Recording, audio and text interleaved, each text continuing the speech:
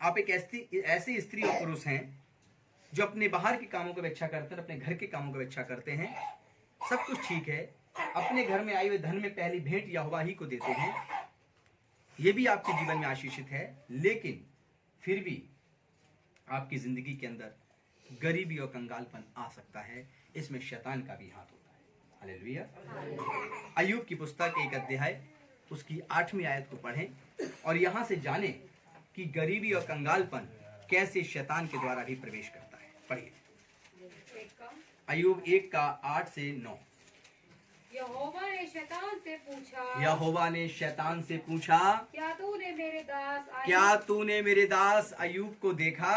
अय्यूब पर ध्यान दिया है? हाँ, क्योंकि उसके तुल्य खरा या परमेश्वर कह रहा है कि अय्यूब के तुल्य खरा और सीधा और मेरा भय मानने वाला और बुराई से दूर रहने वाला मनुष्य और कोई नहीं है। और कोई दूसरा मनुष्य नहीं है। कौन कह रहा है ये बात? परमेश्वर का एक दास था जिसका नाम था अय्यूब। जब आसमान पर परमेश्वर था तो शैतान भी डोलता डालता आया। परमेश्वर ने कहा, शैतान, क्या तूने देखा मेरे अय्यूब को? उसके तुल्य पृथ्वी पर कोई नहीं है। वह सीधा खरा परमेश्वर का भय मानने वाला है। हालेलुया।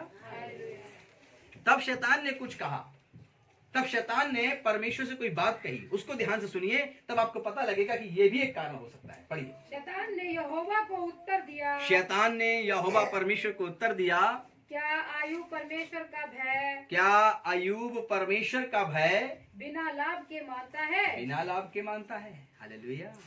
उसने कहा, है परमेश्वर, तेरा भय यदि अय्यूब मानता है तो इसलिए मानता है कि तूने उसे बरकतें दी हैं, तूने उसे लाभ ही लाभ दिया है, इसलिए वो तेरा भय मानता है। पढ़िए आगे यहीं से। क्या अय्यूब परमेश्वर का भय बिना लाभ के मानता है? आगे।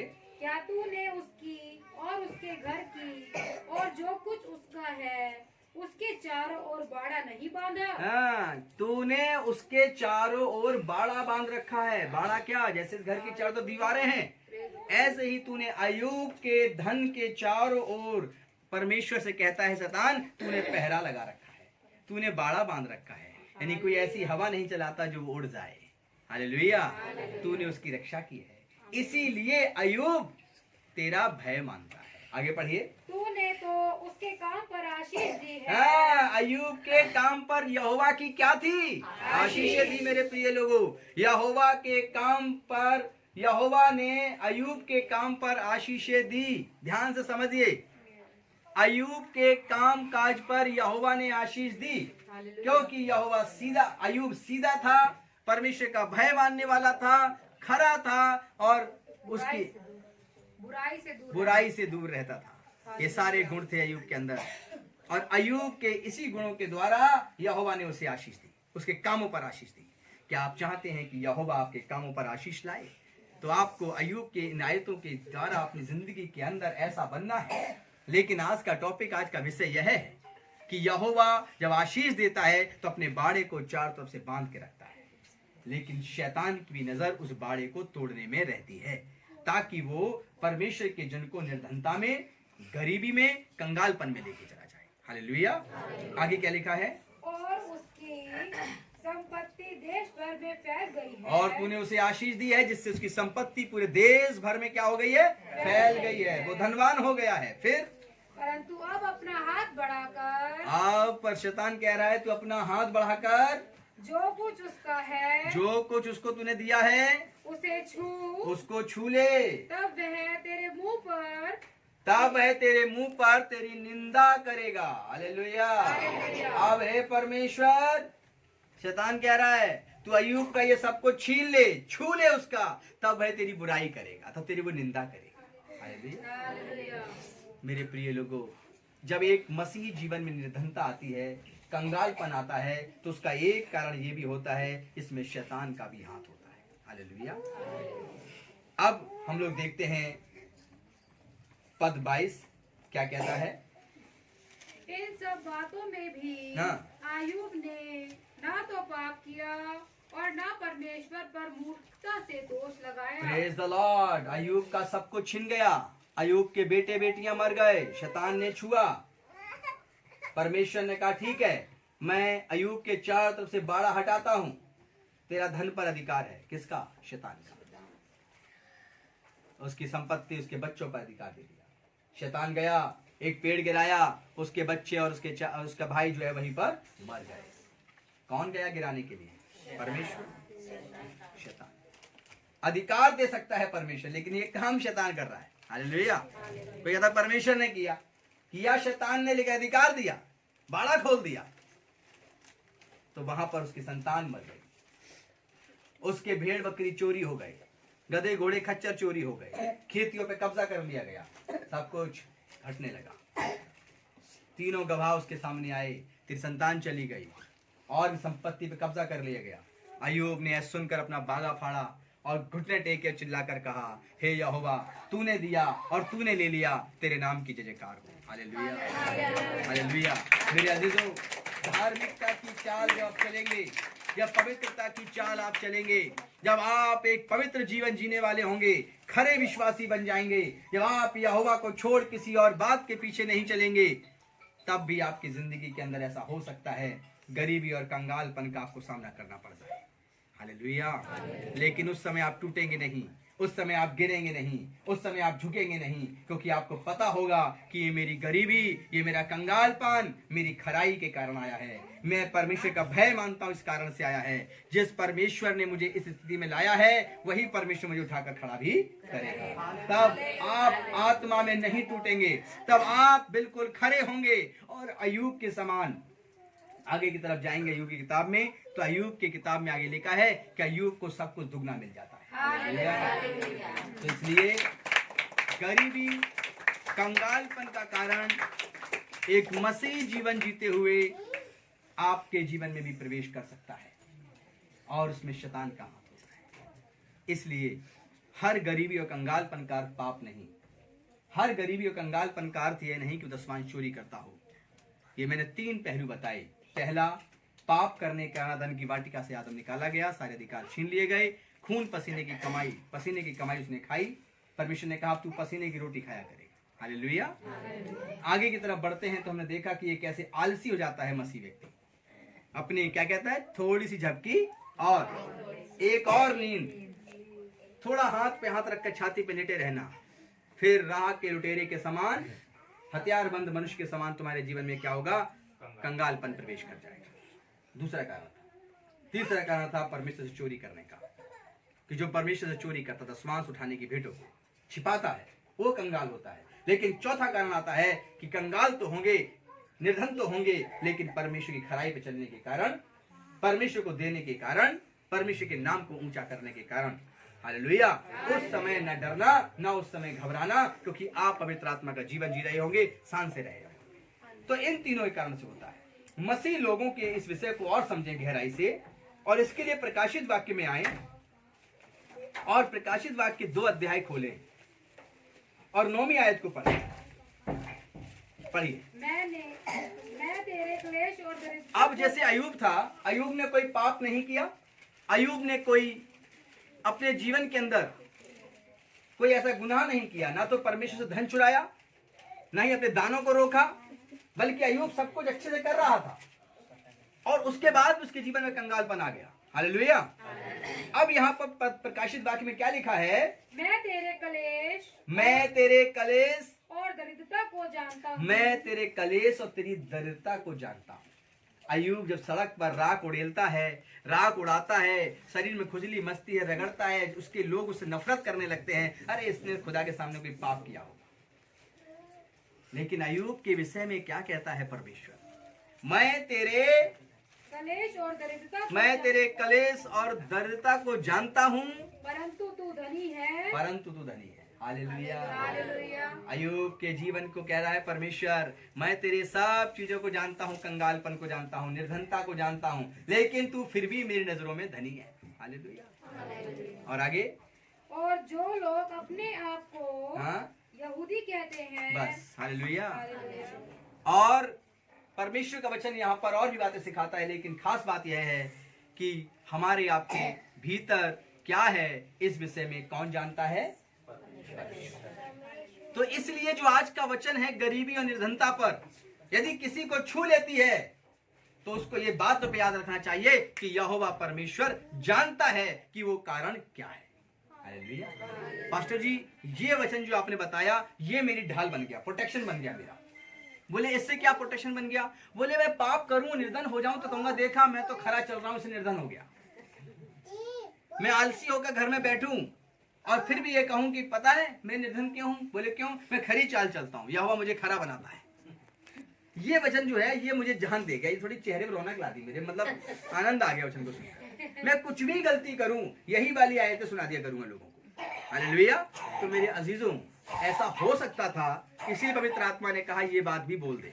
हालेलुया। जो प्रकाशित वाक्य में लिखी है कि यहोवा तेरे कंगालपन को जानता है, तेरी दरिद्रता को जानता है। कैसे आई है? हालेलुया।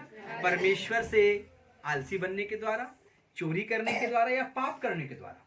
या तू खरा है, धर्मी है और फिर भी आ गई है, वो भी परमेश्वर जानता है। इसलिए परमेश्वर का नाम लेकर कभी भी व्यर्थ में झूठ ना बोले। हालेलुया।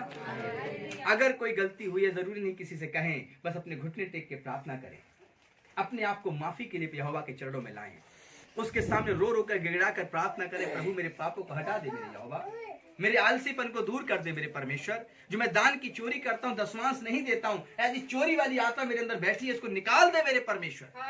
हालेलुया।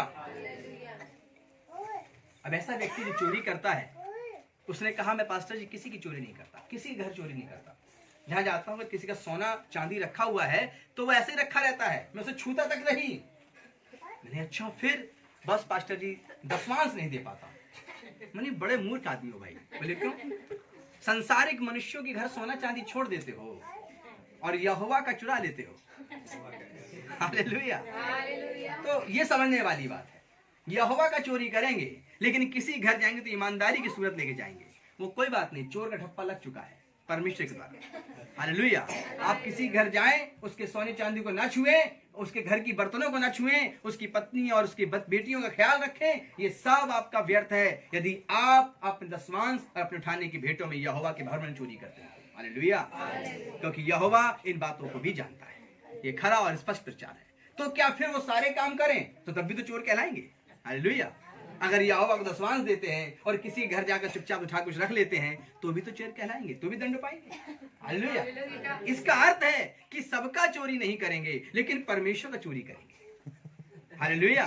कैसा मूर्ख! मैंने कहा तुम सबसे बड़े मूर्ख इंसान हो भाई, ऐसा करते हो। कह रहे मैंने कहा चोर चोरी कहाँ नहीं करता है? बोले जहाँ सीसीटीवी कैमरा होता है वहां चोर कम चोरी करता है। बोले सीसीटीवी लगा हुआ है वहां मेरा पिक्चर आ जाएगा। मोहल्ले का चोर को तो बिल्कुल नहीं करेगा, वो सोचेगा हम तो यहाँ पकड़े जाएंगे कपड़ों के द्वारा, चाल ढाल के द्वारा। अरे सीसीटीवी से डरने वाले चोरों, यहोवा की चोरी करते हो वो तो जब बाल भी गिन लेता है हमारे आपके, धरती के आर पार देखता है वो तो। हालेलुया। तो इसलिए आज के इस प्रचार के बाद पता नहीं कब नंबर आया इस प्रचार का। हालेलुया। तो इसलिए आज इन कलीसिया के लोगों को जहाँ पे मैं खड़ा हूँ और जो भी लोग कलीसिया के अन्य कलीसिया के लोग सुने, वे अपनी अपनी कलीसियाओं में अपने यहोवा के भवन में कभी भी चोरी ना करें। अर्थात यहोवा के भवन से अर्थ है अपनी कमाई का पहला भाग, दशमांश और उठाने की भेंटें जो खुदा आपको दे रहा है, जितनी ताकत दी है कमाने की, उसमें से आप सबसे पहले निकालिए। चाहे कुछ भी हो जाए, सबसे पहले निकाल कर अपने घर में रखिए या परमेश्वर भवन में जाकर दीजिए। हालेलुया।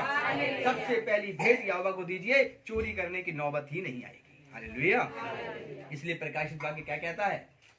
मैं तेरे क्लेश और दरिद्रता को जानता हूँ। तेरे जीवन में जो क्लेश चल रहा है और जो दरिद्रता है मैं इसको जानता हूँ। हालेलुया। ये दोनों किस कारण से हैं? तो इसलिए परमेश्वर से कभी भी आप अपने चोरी ना करें, परमेश्वर के सामने कभी झूठ ना बोलें, और जो गलतियां की हैं जिसके कारण से ये घटनाएं घट रही होंगी उस समय आप घुटने टेकना, किसी से मत कहना, मुझसे भी मत कहना, अपने पासवान से मत कहना, लेकिन यहोवा से कह देना यहोवा मुझसे ये गलती हुई, इस कारण से मेरे घर में ये तकलीफ है। हालेलुया। और यहोवा कहता है मैं दयालु परमेश्वर हूं, मैं तुझे माफ करूंगा और तुझे फिर से धनी बनाऊंगा, बरकत दूंगा। हालेलुया। और आगे लिखा है इसी में, मैं तेरे क्लेश और दरिद्रता को जानता हूँ। इसके बाद परंतु तू धनी है, परंतु तू मेरी नजरों में धनी है। हालेलुया। अय्यूब के पास कुछ नहीं था, उसके बेटे बेटी चले गए, कंगालपन उसके घर में आ गया, सब कुछ छट गया, चला गया, लेकिन फिर भी वो धनी था, क्योंकि वो खरा था, परमेश्वर का भय मानने वाला था। हालेलुया। और कहता है कि मैं इस जुबान से परमेश्वर को दोष भी नहीं लगाता। अय्यूब कहता, तूने दिए थे पत्नी और बच्चे, तूने ले लिए, पत्नी को नहीं, बच्चों को। पत्नी छोड़ के चली गई, दोष लगाने लगी कि हे अय्यूब, अब तो तू अपनी जुबान से दोष लगा, देख तेरे परमेश्वर तुझे कहां लाकर खड़ा कर दिया। वो तब भी कहता है, मैं तो माँ के गर्भ से नंगा ही पैदा हुआ था, निर्वस्त्र। हालेलुया। ऐसा व्यक्ति, ऐसा जीवन यदि है और फिर भी हम कंगालपन में हैं, तो परमेश्वर कहता तू कंगाल नहीं है, मैं तुझे जानता हूं, तू धनी है, आज भी धनी है। हालेलुया।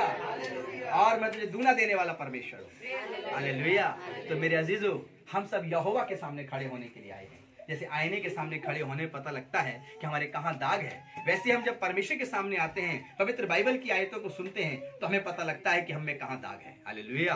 और जब वो दाग दिख जाए तो उसको यीशु के लहू से धो दीजिए। ये मत कहिए दाग अच्छे हैं। हालेलुया। ये कहिए ये दाग होने ही नहीं चाहिए। एक बार यीशु मसीह को इस्तेमाल करें, दाग ढूंढते रह जाओगे, दाग दिखाई नहीं पड़ेंगे आपको। पहले इस्तेमाल करें, फिर विश्वास करें। हालेलुया।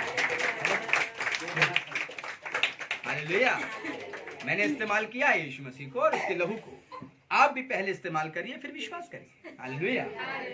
अब हम लोग आगे चलते हैं। मसीह लोग बिना पाप अथवा गलती किए हुए गरीब हो सकते हैं क्या? बताइए। मसीह लोग बिना पाप किए गरीब हो सकते हैं क्या? कृषि ओके, बताइए। जी हो सकते हैं। हो सकते हैं। अभी आपको समझाया। हालेलुया। जो आपने सीखा, प्रेरितों किताब 11 चैप्टर 27 वर्ष को पढ़े। प्रेरितों 11 अध्याय 27 से लेकर 30 तक पढ़िए।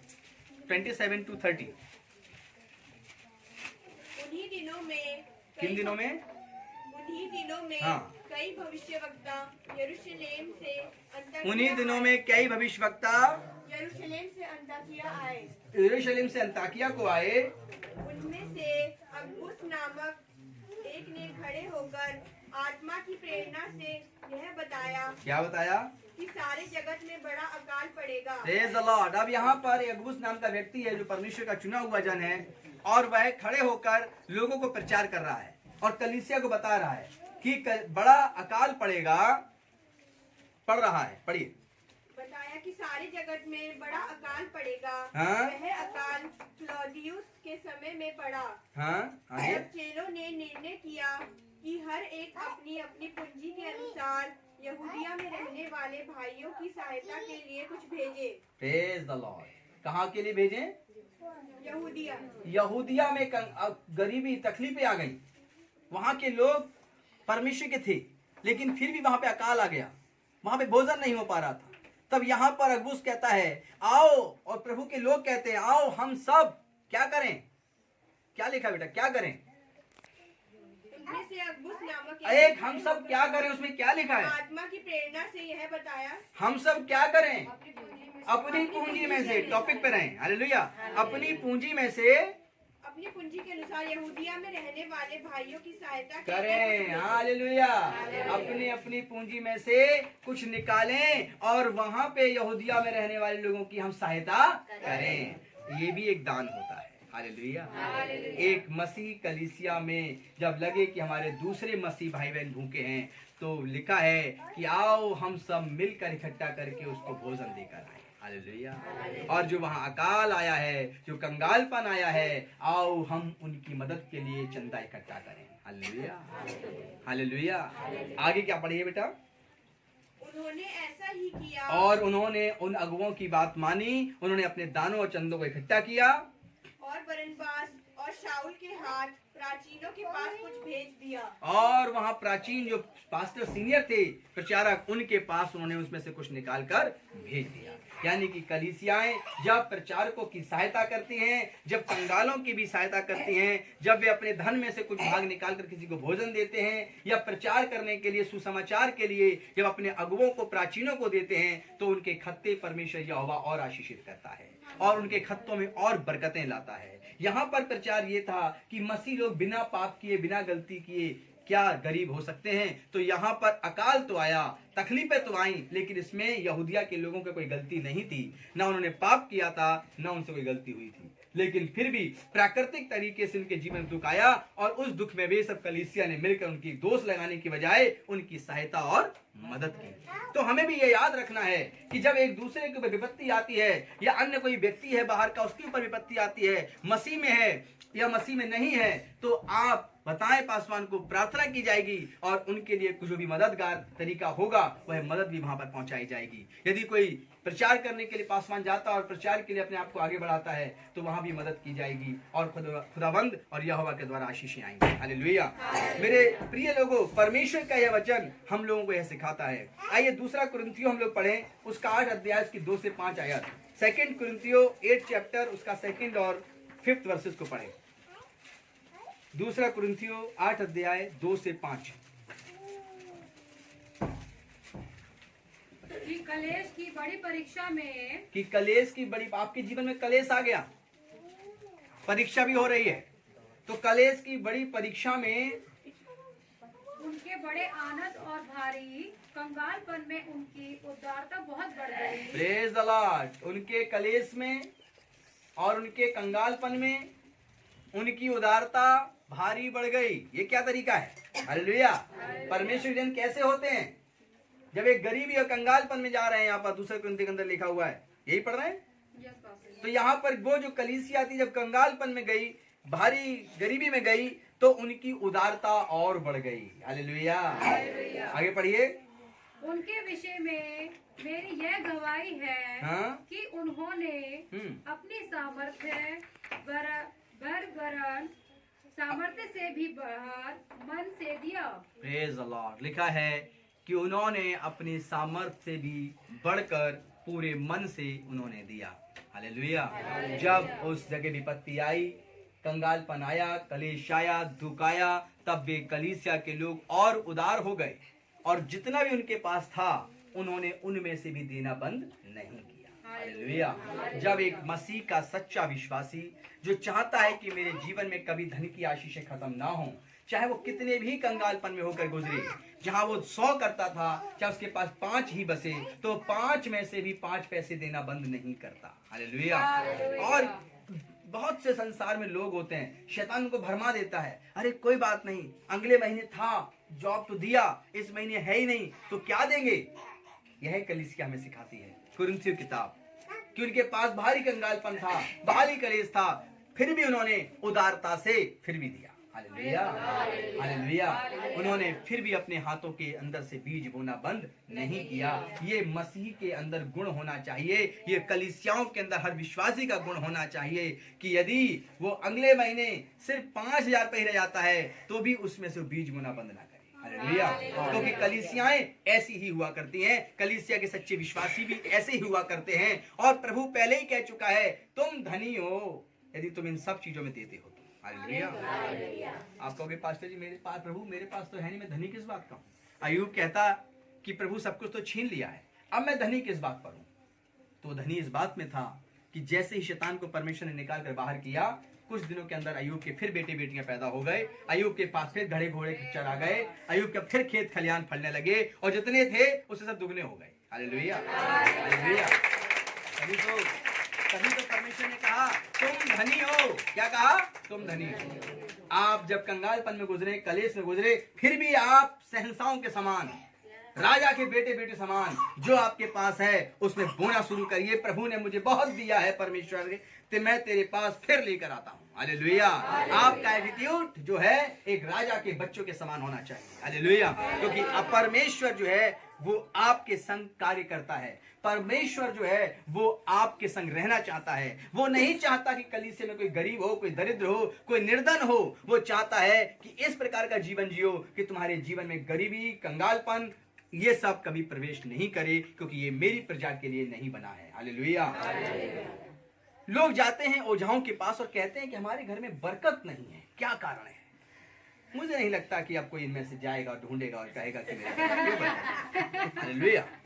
ढूंढना है मैं अपने घर के अंदर, क्योंकि यदि दुष्ट आत्मा ही आपके पीछे आई होगी तो यहाँ पर अय्यूब के पीछे शैतान था और परमेश्वर ने शैतान को निकालकर बाहर कर दिया और अय्यूब को दुगना दे दिया। यदि आपके कंगालपन का कारण कोई दुष्ट आत्मा, अंधकार की शक्ति का हाथ है, तो यहोवा के पास वो ताकत है कि उसे निकाल देगी। जब वो निकल जाएगी तो क्या होगा? तो बोले हम घर में यूं करके हिलाएंगे छत फटाफट फटाफट एक सैलरी गिर पड़ेगी, ऐसा नहीं होगा।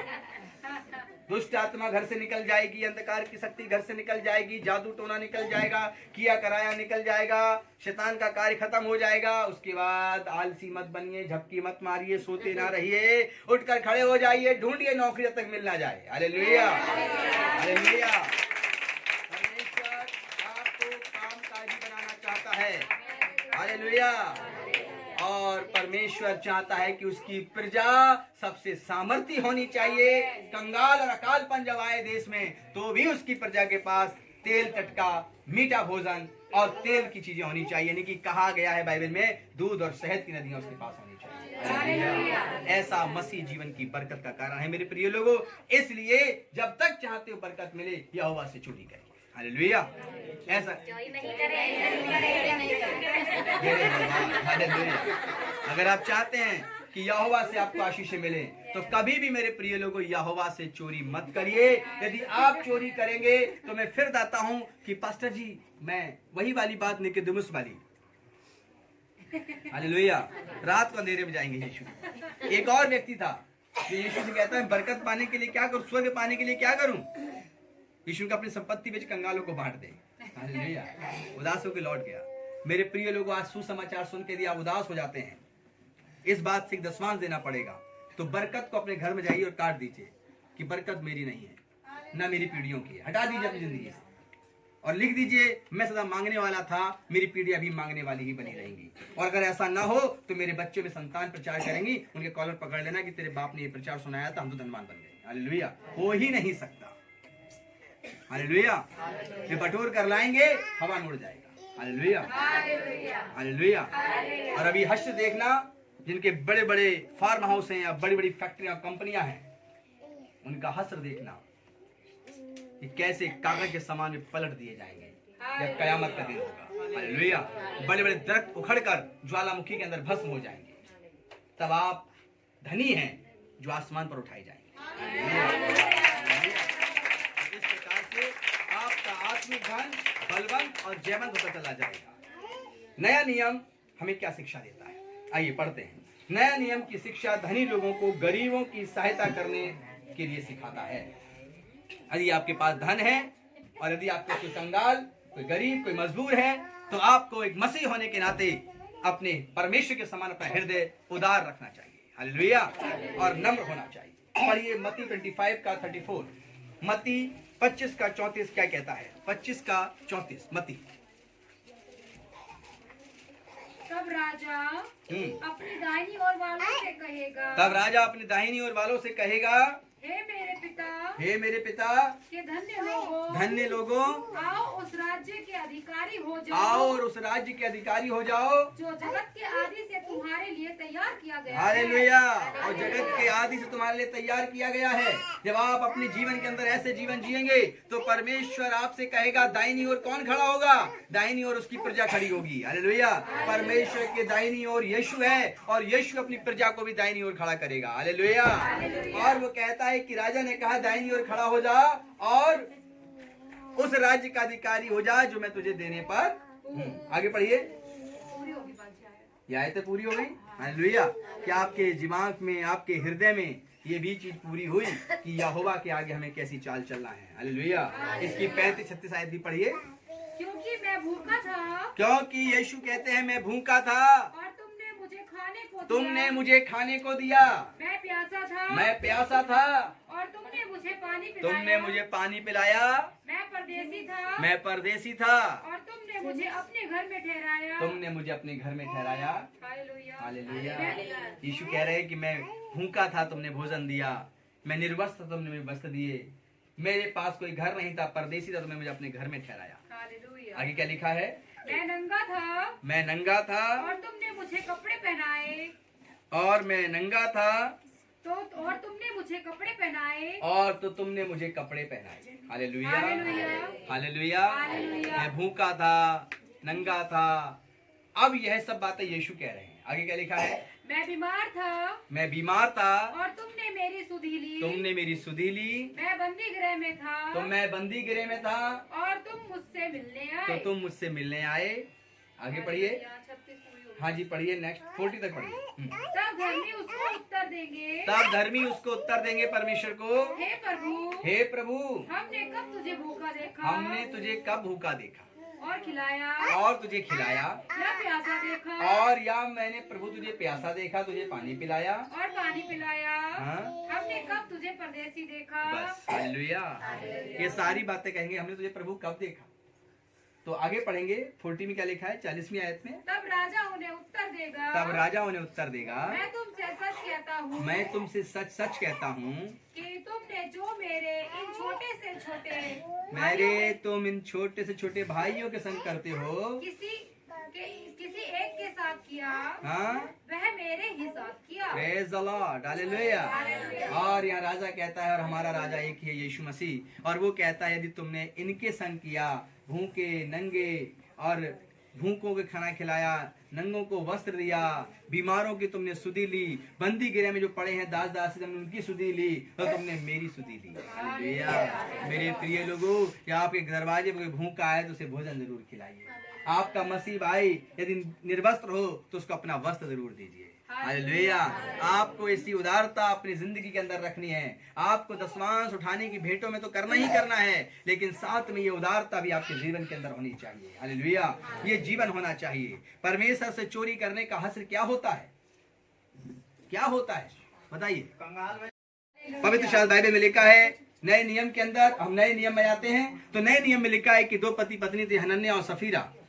उन्होंने एक खेत बेचा और खेत बेचने के बाद जो धन आया उसका एक हिस्सा छिपा के रख लिया, बाकी हिस्से का दान ले जाकर पतरस के चरणों में रख दिया। बोले पतरस से जाकर हनन्याह बोला कि ये मैंने बेचा है। तो क्या हुआ, पतरस ने पूछा क्या तूने इतने का ही बेचा है? उसने क्या कहा, हाँ मैंने इतने का ही बेचा। बोले तूने पवित्र आत्मा से झूठ क्यों बोला? यही कहा, मन में ये बात क्यों डाली कि तू पवित्र आत्मा से झूठ बोले? हाँ, तूने मन में ये बात कहाँ से आ गई कि तू पवित्र आत्मा से झूठ बोली? तूने इतने का ही बेचा। उसी घड़ी उसके प्राण निकल गए। और वो लिखा है, पढ़िए। पतरस ने कहा, हे हाँ, हनन्याह, हाँ, शैतान ने तेरे मन में यह बात क्यों डाली हाँ, कि तू पवित्र आत्मा से झूठ बोले? झूठ बोले और नीचे आगे, और भूमि के दाम में से कुछ रख छोड़े। और भूमि के दाम में तूने छिपा लिया और लाकर कुछ भाग दे रहा है। आगे, जब तक वह तेरे पास रही क्या तेरी नहीं थी? और उसके बाद हनन्याह की मृत्यु हो जाती है, वही मर जाता है। उसकी पत्नी आती है सफीरा। तो फिर पतरस पूछता है कि तेरे पति ने इतने की बेची थी? वो भी कहती है हाँ। तो पतरस कहता है क्या तुम दोनों एक ही आत्मा से पिया है? तुमने एका कर रखा है? हालेलुया। देख तेरे पति के गाड़ने वाले द्वार पर ही खड़े हैं। और उसी घड़ी उसकी पत्नी की मृत्यु हो जाती है और कलीसिया में दोनों को ले जाकर गाड़ दिया जाता है। हालेलुया। मेरे प्रिय लोगों, जब परमेश्वर की चोरी करते हैं तो हमारे जीवन में आत्मिक मृत्यु तो तुरंत हो जाती है। हम विश्वासी तो कहे जाते हैं, लेकिन हमारी आत्मिक मौत हो चुकी होती है। हम यहोवा के उसी क्षण विश्वासी नहीं ठहरते यहोवा की नजरों में। जो हमने अभी किताब पढ़वाई थी उसमें मैंने मैसेज दिया था आपको कि मैं तेरे कंगालपन को और दरिद्रता को जानता हूं, तू धनी है। हालेलुया। वो कहता मैं तेरे हर चीज को जानता हूं। इसलिए जो व्यक्ति ऐसा करता है हनन्याह सफीरा के समान, उसकी आत्मिक मृत्यु उसी क्षण हो जाती है। हालेलुया। बस वो जिंदा रहता है और इस बात में रहता है और फिर भी वो अपने आप को उठाता है, लेकिन उसकी मृत्यु हो चुकी है, क्योंकि दूसरी मृत्यु तो अंधकार की साथ जानी जानी है। हालेलुया। तो इसलिए कलीसिया को यह मैसेज देना चाहता हूं कि आप अपने जीवन में गरीबी को, निर्धनता को अपने जीवन से हटाना चाहते हैं, कंगालपन को, तो आपको अपने परमेश्वर के साथ चलना है और उसकी आज्ञा के अनुसार अपने जीवन को जीना है। और कंगालों के लिए, निर्धन लोगों के लिए, निर्वस्त्र लोगों के लिए अपने हृदय को उदार रखना है। ये नहीं करना है अच्छा अब तो हम दशमांश दे के आ गए, अब उसी में से नंगों गारों कपड़े बांटो, मैं क्यों दूं? पास्टर जी बोले हाँ हमारे घर के सामने आया है, निर्वस्त्र है, क्या करना चाहिए? बोले हमारे घर के सामने आया, आप अपने घर से दीजिए ना निकाल कर। हालेलुया। प्रभु यीशु ने क्या कहा, यदि तुमने किसी निर्वस्त्र को वस्त्र दिया तो तुमने मुझे वस्त्र दिया। यदि तुमने भूखे को खाना खिलाया तो तुमने मुझे भी खाना खिलाया। हालेलुया।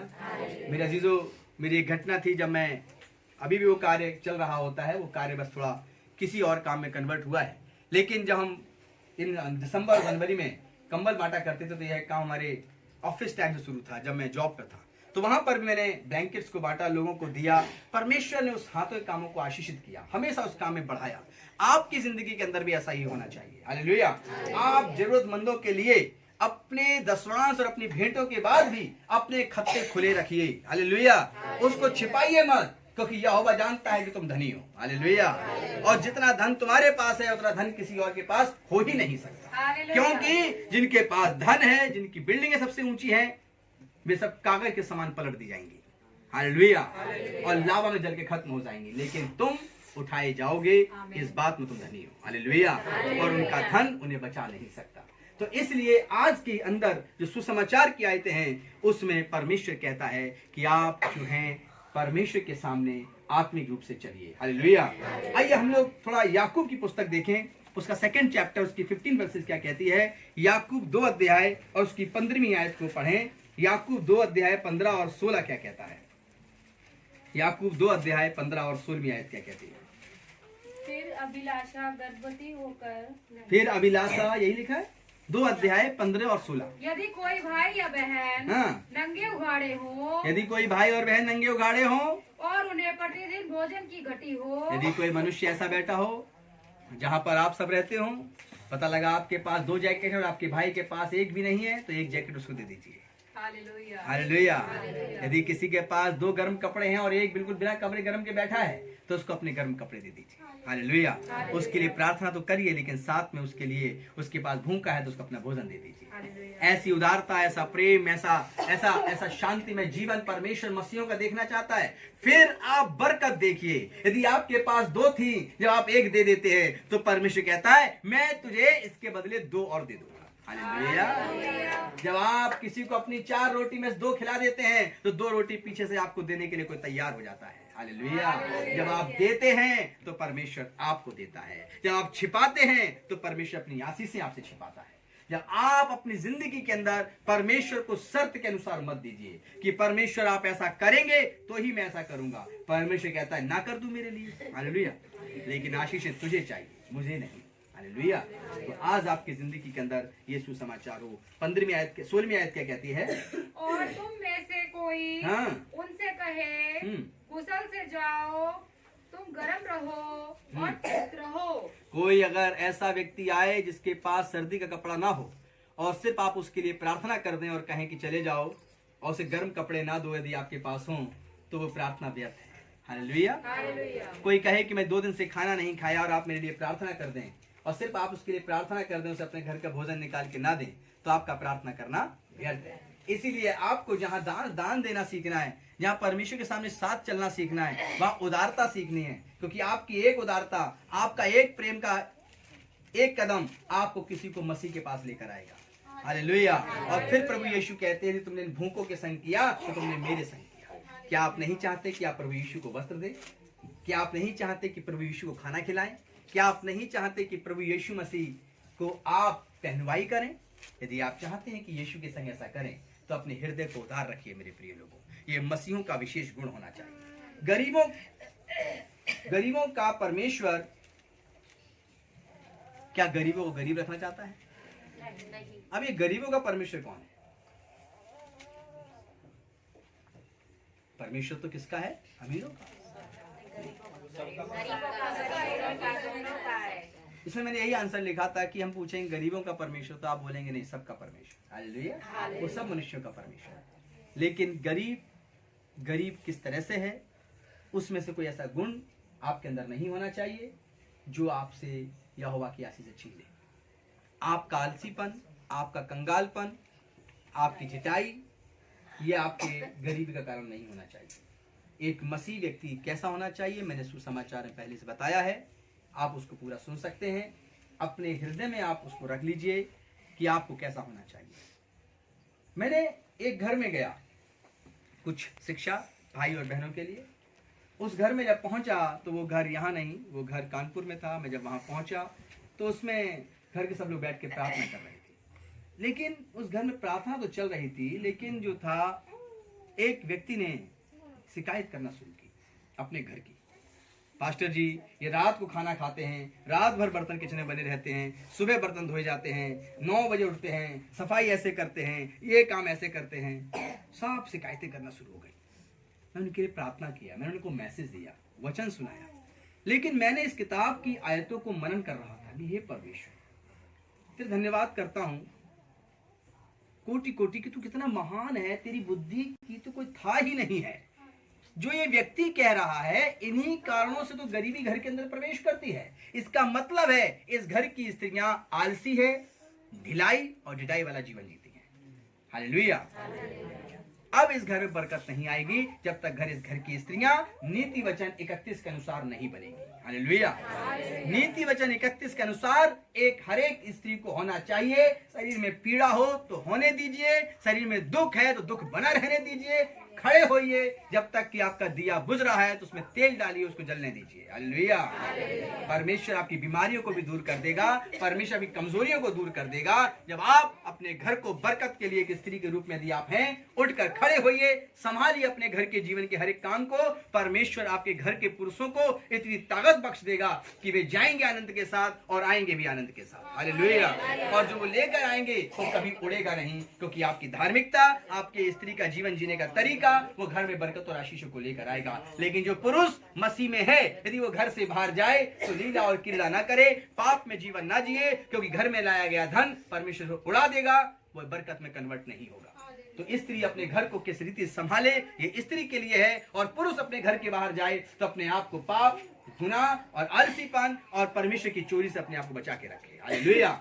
यह कंप्लीट सुसमाचार है आज का निर्धनता से निकलकर, गरीबी से निकलकर आत्मिक, शारीरिक और सांसारिक आशीषों में बढ़ने का। हालेलुया। आज मैं आशीष देता हूं आप सबको कि यदि सुसमाचार पे मन लगाएंगे, आपके घर अगले साल इसी तारीख को बरकतों से भरे हुए होंगे। आपको परमेश्वर वो सब देगा जो आप पाना चाहते हैं। हालेलुया। प्रभु आप सबको आशीष दे। गरीबी निर्धनता से आप निकल चुके हैं, अब आपके घर में बरकतें आ रही हैं। मैं विश्वास करता हूं और आप भी विश्वास करते हैं। आमीन।